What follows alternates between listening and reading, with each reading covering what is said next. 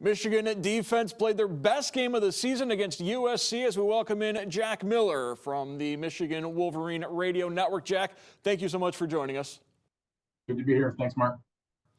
Jack, let's begin defensively. The strides we saw, particularly from week 2 against Texas as opposed to week 4 against USC, have to be impressive with what the defense was able to do. Yeah, it was impressive. USC's got a great offense, a lot of weapons there, and a great quarterback in Miller Moss that the Michigan defense was able to contend with and really stop the whole day. You know, it really starts up front. They were able to get pressure with those 4 defensive linemen. Miller Moss wasn't comfortable the whole day back there. Took a lot of sacks, took a lot of hits, and wasn't able to find those receivers in space like Quinn Ewers in Texas were able to do. So they had a great game plan. They executed it well. Will Johnson obviously had a big day with his performance, really sparked them to get back and get some momentum going again in the second half. And that was really the turning point where it felt like everything was going USC's way. That defense was the reason that Michigan was able to get it done. You mentioned that front 4. We've known all along about Kenneth Grant and Mason Graham. Josiah Stewart, a guy that had a good junior season at Michigan, has really come on strong at the beginning of his senior season.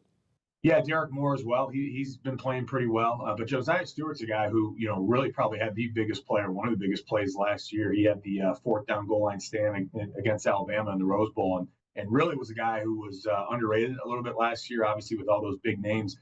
Just kind of went under the radar, but has played very, very well. A guy who is earning his keep, certainly, and really, I think, impressing a lot of NFL scouts with what he can do. So, they have 4 guys up front that they feel really good about. If they're able to get pressure on opposing quarterbacks with 4, that just makes your defense so much more dynamic. A guy like Wink Martindale as a defensive coordinator can dial up a lot of different coverages, a lot of different blitzes. You just have more at your disposal when you can get pressure with 4 guys, and they did it last week.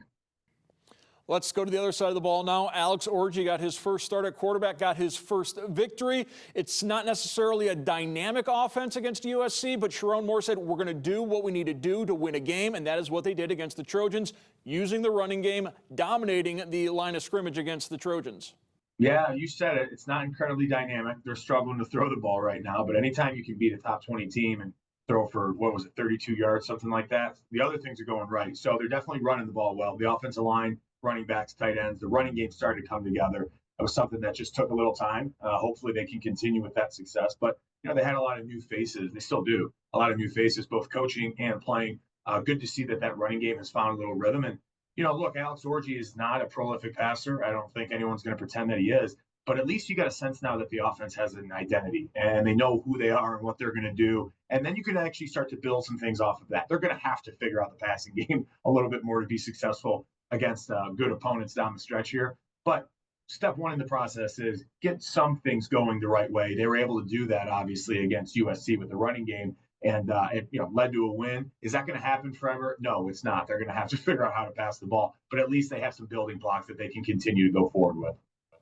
And perhaps surprisingly, they're able to run the ball despite having 2 different guys at center. And we know how much coaches love to say every job's open. We're going to compete every week. The best player is going to win.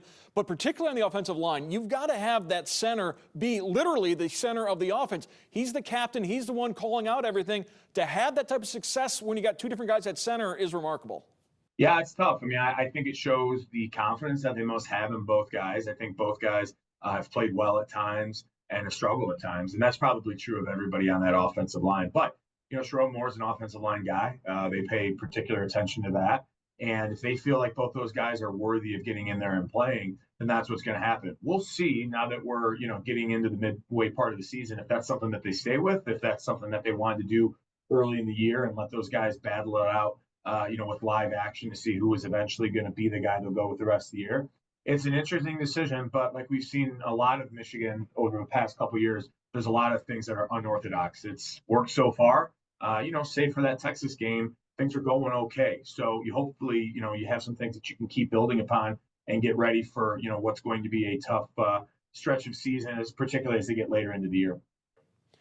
Perhaps another unorthodox approach. We're used to hearing about wide receivers being divas, and the way that Michigan has used the wide receivers so far this year, there hasn't been a whole lot of downfield passing. We haven't gotten that diva attitude. They've talked continually about how the receivers have gotten to be good blockers. They need them to block well, and they aren't taking any umbrage with the fact that they're not throwing the ball downfield. They're committed to the team.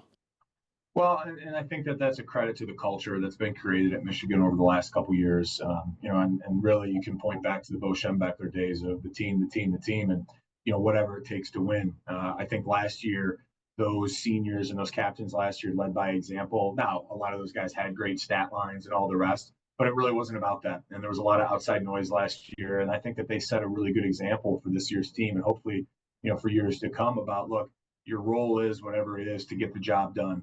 We all know that Michigan's not throwing the ball incredibly well right now. It doesn't help that their All-American tight end was out last week. That certainly hurts their causes for that.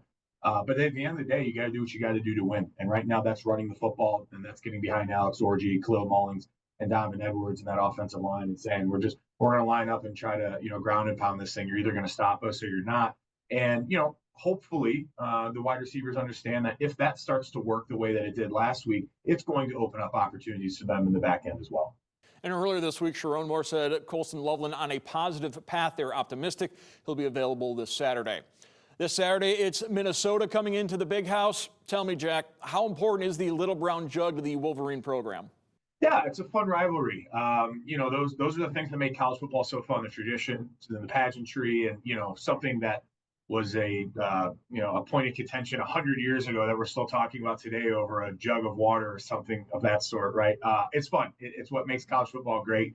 Those types of traditions and stuff are few and far between anymore. They're kind of dying. So for some of these programs that keep those alive, it's fun. PJ Fleck's always got a well-coached team, tough players. They want to be the style of a Michigan. They want to control the line of scrimmage, be a powerful team, dominate the defensively, and own the time of possession. So, it's always a challenge every time you play for the Little Brown Jug. They'll be well coached. They'll be ready to play. And Michigan will have to bring its A game to keep the Jug at home.